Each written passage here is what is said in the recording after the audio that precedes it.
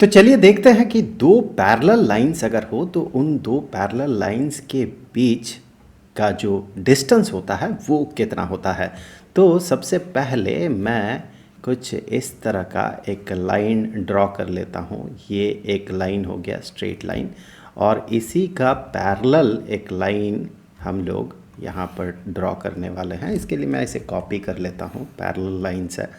तो यहाँ पर हो गया ये दूसरा लाइन। तो ये दो लाइंस एक दूसरे के साथ पैरेलल है। अब दो लाइंस के बीच का डिस्टेंस का मतलब होता है इन दोनों के बीच का परपेंडिकुलर डिस्टेंस। सबसे पहले तो हम ये लिख लेते हैं कि इन दो स्ट्रेट लाइंस का इक्वेशन क्या है।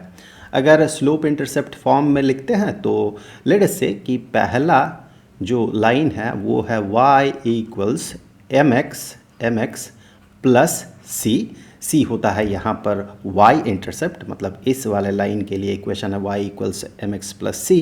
तो फिर ये जहाँ पर y एक्सिस को ये इंटरसेक्ट कर रहा है, इस जगह पे जो इस पॉइंट का जो y वैल्यू है या y कोऑर्डिनेट है वो c के बराबर होगा। तो मतलब ये बना कि यहाँ से यहाँ तक का जो डिस्टेंस है ये c है। चलिए इसे c1 कर देते हैं क्योंकि दूसरा लाइन भी तो है, ये c1। मतलब बना ये कि ये जो y इंटरसेप्ट है which can be written as 0 comma c1, तो ये पॉइंट जो है x एक्सिस से c1 डिस्टेंस दूर है। और फिर दूसरा जो लाइन है इसके लिए भी इक्वेशन लिख लेते हैं y इक्वल्स, ये भी इसका भी स्लोप m ही होगा, ये m जो है ये स्लोप है। सो y इक्वल्स m x, यहाँ पर भी स्लोप उतना ही होगा क्योंकि दो पैरेलल लाइंस है। पैरेलल लाइंस होने के कारण यहाँ पर अगर थीटा एंगल बनेगा तो ये एंगल भी थीटा ही होगा। And slope of a line is equal to tangent of this angle, tangent of theta. तो दोनों ही केस में सेम होगा, तो इसका भी स्लोप m ही होगा। सो एम एक्स प्लस इसका जो y इंटरसेप्ट है let us say that is c2। सो ये जो पॉइंट है ये x एक्सिस से c2 डिस्टेंस दूर है, तो इस पॉइंट का कोऑर्डिनेट 0, c2 हो गया। इन दोनों के बीच का जो परपेंडिकुलर डिस्टेंस होगा उसके लिए मैं यहाँ से इस पॉइंट से यहाँ दूसरे लाइन पे एक परपेंडिकुलर ड्रॉप कर लेता हूँ। यहाँ पर ये 90 डिग्री बन रहा है। अभी अगर मैं ये डिस्टेंस पता करना चाहता हूँ तो देखिए ये बड़े आसानी से हम पता कर सकते हैं। सबसे पहले तो देखिए यहाँ पर एक राइट ट्रायंगल बन रहा है। इस राइट ट्रायंगल में इस जगह पे राइट एंगल है, और अगर आप इन एंगल्स को देखें तो आप पाएंगे ये वाला एंगल जो है ये थीटा के बराबर होगा।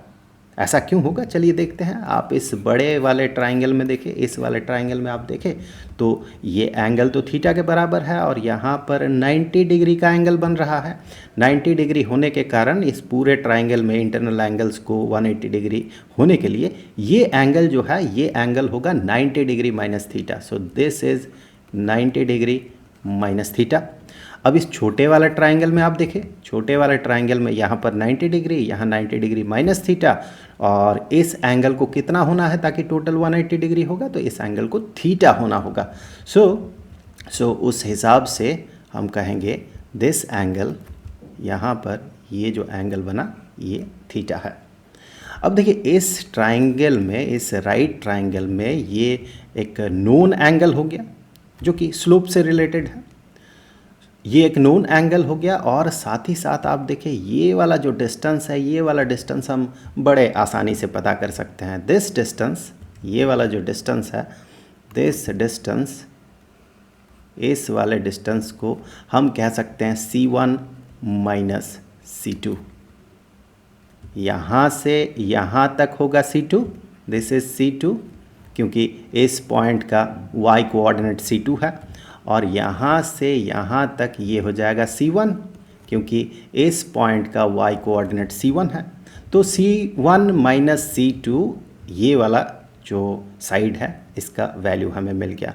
ये हाइपोटेन्यूज है इस राइट ट्राइंगल में, और यहाँ पर ये एंगल अगर थीटा होता है तो फिर इस वाले साइड और इस वाले साइड के बीच का जो रिलेशन होगा वो कोसाइन का रिलेशन होगा, because cosine of theta is equal two adjacent side, जो कि ये वाला साइड होगा जो कि परपेंडिकुलर डिस्टेंस है, डिवाइडेड बाय हाइपोटेन्यूज, ये कोसाइन ऑफ थीटा होता है। सो यहाँ से आप देखें ये वाला जो वैल्यू है ये हम पता कर सकते हैं।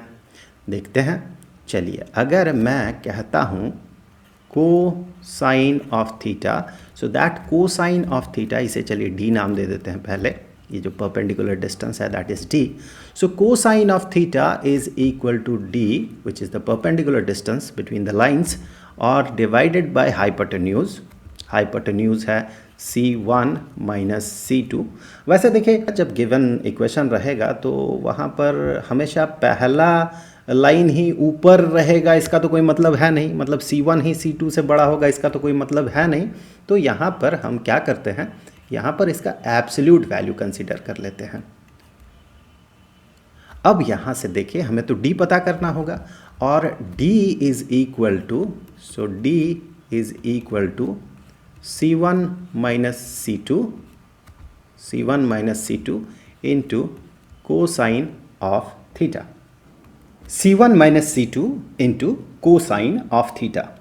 अब देखिए यहाँ पर कोसाइन ऑफ थीटा जो है, थीटा का वैल्यू तो normally equation of a line में दिया हुआ नहीं रहता है, बल्कि थीटा से रिलेटेड एक टर्म जो कि है स्लोप, उसका वैल्यू दिया हुआ रहता है, और स्लोप होता है टेंजेंट ऑफ थीटा। सो क्या हम इस कोसाइन ऑफ थीटा को टेंजेंट ऑफ थीटा में रिप्रेजेंट कर सकते हैं? ऐसा होगा तो फिर ये पूरा एक्सप्रेशन स्लोप के टर्म में रिप्रेजेंटेड हो जाएगा, स्लोप गिवन टर्म होगा, और C1 और C2 भी हम पता कर सकते हैं, यहाँ से स्लोप भी पता कर सकते हैं इस जगह से।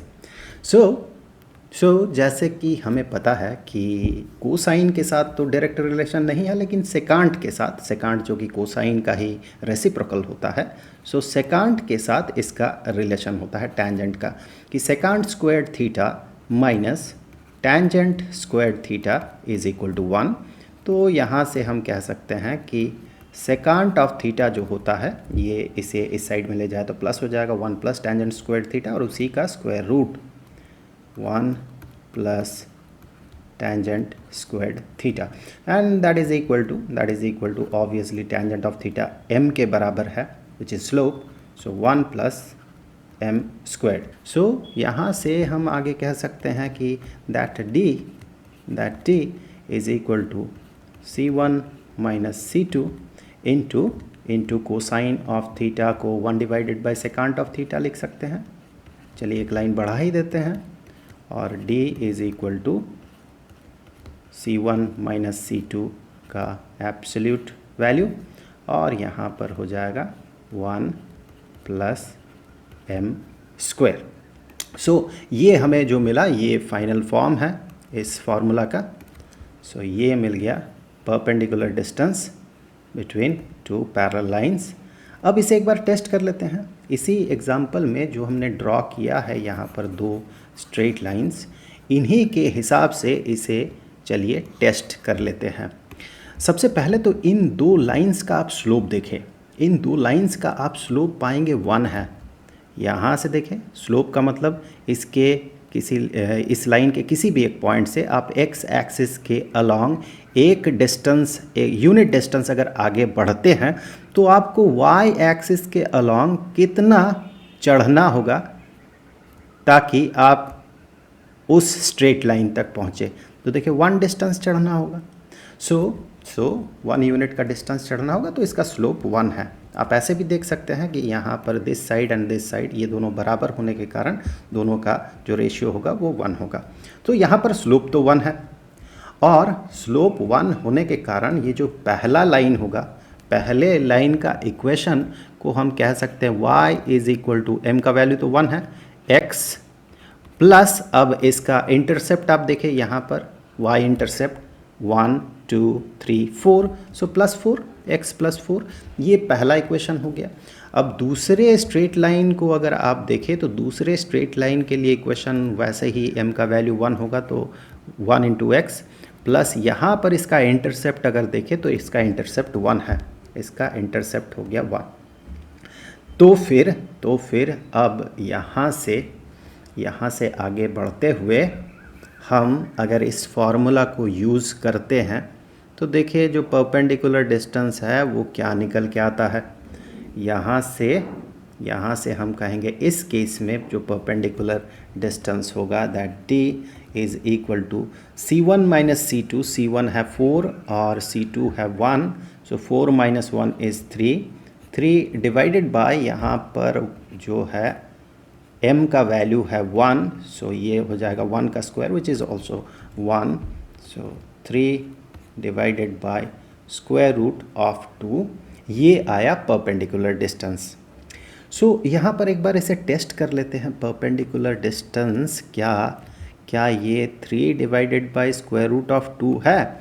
इसके लिए हम लोग क्या करते हैं, यहाँ से ऐसे यहाँ तक पहुँचते हैं और फिर यहाँ से हम ऐसे पहुँच जाते हैं। तो ये एक ट्रायंगल मिला हमें।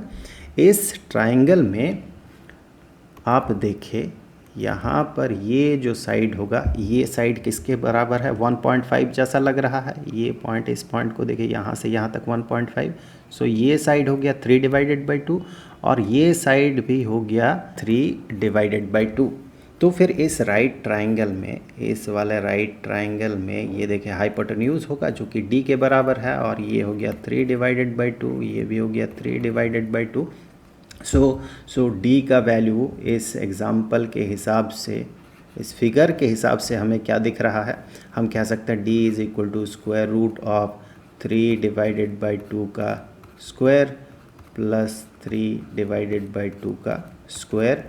सो हमें यहाँ पर मिला कि दो टर्म है 3 डिवाइडेड बाई 2 का स्क्वायर, तो आप इसे 3 डिवाइडेड बाई 2 का स्क्वायर जो है इंटू 2 कह सकते हैं और वही स्क्वायर रूट के अंदर है, तो यही चीज़ हो जाएगा 3 डिवाइडेड बाई 2, उसका स्क्वायर हो तो स्क्वायर रूट के बाहर निकाले तो 3 डिवाइडेड बाई 2 रह जाएगा इंटू यहाँ पर ये स्क्वायर रूट ऑफ 2 बचा हुआ होगा। अब स्क्वायर रूट ऑफ 2 को कैंसिल करते हुए ये डिनोमिनेटर में स्क्वायर रूट ऑफ 2 रहेगा। So 3 divided by square root of 2, ये हमें इस फिगर में भी ऐसा ही दिख रहा है और फार्मूला यूज़ करते हुए भी हमने पाया कि जो परपेंडिकुलर डिस्टेंस होगा इन दो लाइंस के बीच वो 3 डिवाइडेड बाई रूट 2 ही होगा। ये जो पूरा चैप्टर है, इस चैप्टर के सारे वीडियोस का जो प्लेलिस्ट है उसका लिंक आपको नीचे डिस्क्रिप्शन बॉक्स में मिल जाएगा। तो जल्द मिलते हैं अगले वीडियो में, तब तक के लिए खुश रहें। Good bye.